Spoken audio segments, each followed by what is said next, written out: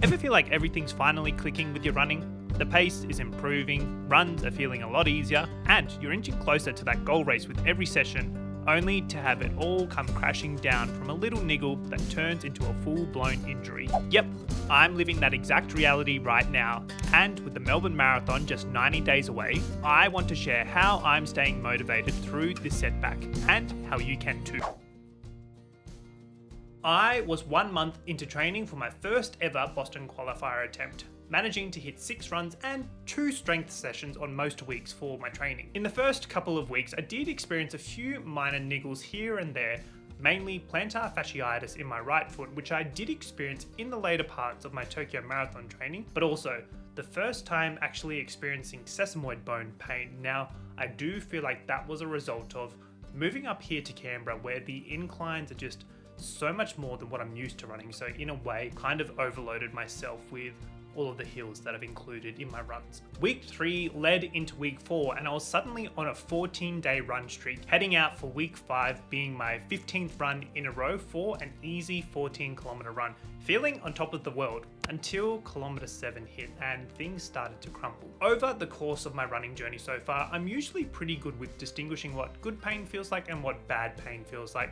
But for this run, after the 7th kilometer, knew something was wrong with my left foot, even noticing my running form was starting to change over the course of the run. I was compensating on the right side of my body and even my muscles were feeling that fatigue too, managing to nurse my way home. But yeah, in that point in time, I was pissed off with how much progress I'd made in such a short month of training, only to start questioning if I was even going to make it to the starting line for Melbourne. The next day, I couldn't even weight bear on the foot and it was painful getting around the house, deciding I'd bite the bullet and book in a physio appointment. And after the initial consultation, they really couldn't determine if it was tendon pain, bone pain, or even just muscular inflammation there. So in a way, I went in and went out with no exact understanding of what I was experiencing. But I was also given good news that I could take the next couple of days off and if I was feeling okay, could go out for a run. But when I did go out for a run, just over 24 hours later, I could only manage 1 kilometer without my foot being in searing pain. Essentially what I've got at the moment is top of foot pain and I don't actually know if it's a stress fracture or a stress reaction, and it's something that I need to actually get looked at. But the pain still lingered after a couple of days. Week 5 was supposed to be a mini peak week before heading up to the Gold Coast to support my squad with running their half marathons there. During the workshop, I wanted to prioritize my own healing to ensure my foot was ready when returning back here to Canberra, finding I thought I'd use one of the Shakeout runs I had planned to take it out for a little test run, managing to go 3 kilometers, but again, my foot not feeling any better, but also not any worse at that period of time. As someone training 12 people to run their first marathons later this year, I actually caught myself scathing at the thought that cross-training would be part of my training program for the foreseeable future. Just like I preach to my squad members who do have to undertake cross-training as part of their programs, it's a reminder that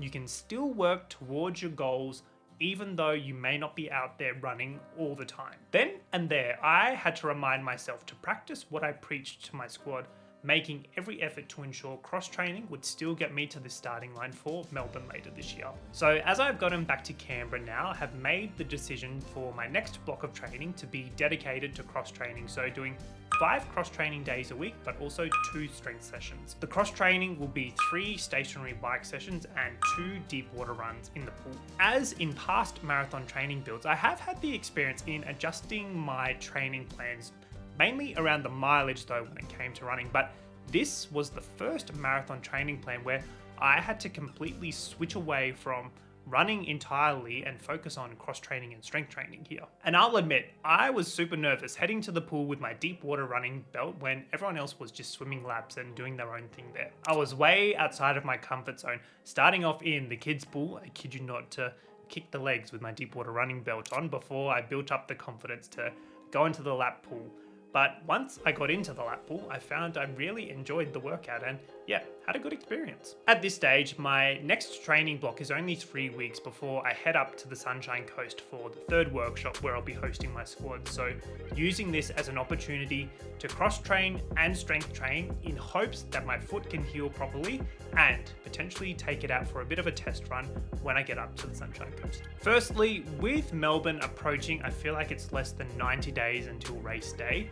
I am accepting of the fact that this race as my next marathon may not actually be my Boston qualifier race, but it is a chapter in my journey in chasing my Boston qualifier time. And yeah, I don't want to put too much pressure on myself to suddenly be Boston qualifier ready when there's only a short amount of time left, honestly. So I'm shifting it more to an opportunity to see where exactly my pace and my threshold is at. So using it hopefully fit enough to push Boston qualifier time for as long as I can.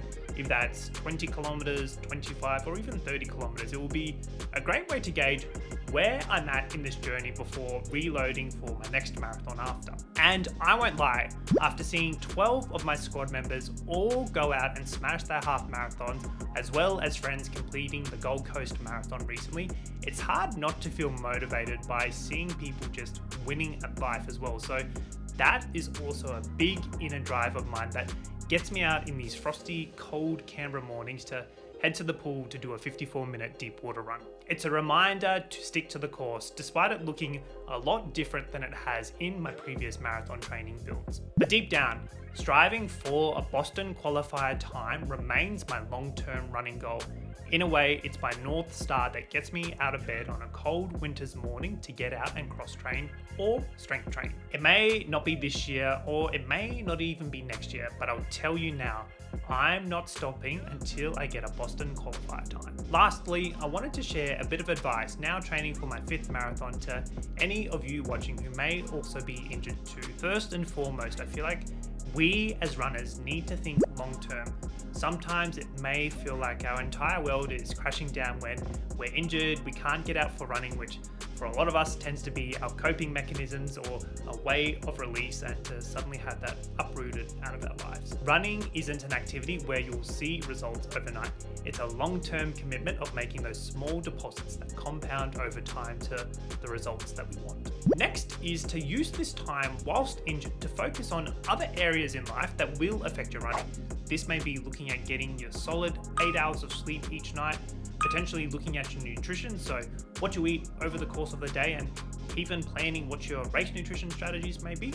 And also, just really seeing where you can make those small 1% deposits or improvements to get you back stronger than ever when you return to running. From my own personal experience, I found it very difficult in these first few weeks to fit 2 strength sessions in.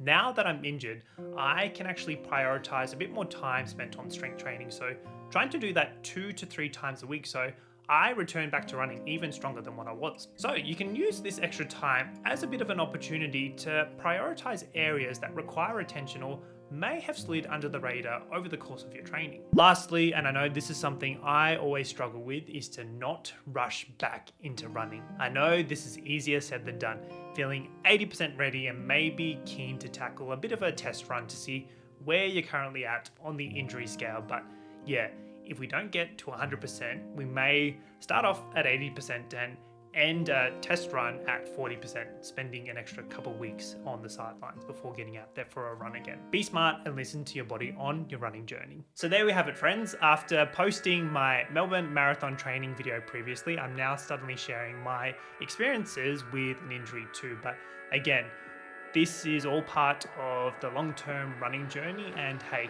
I'd rather get my foot 100% knowing I can bounce back in my next marathon build even stronger. Let me know down in the comments below if you've had any experience dealing with injuries over the course of your running journey. I'd be keen to carry the conversation on down there. If you are keen on sticking around and watching a few more videos, YouTube recommends you might like this one right here. I'm Jack, and I'll see you next time. Catch up.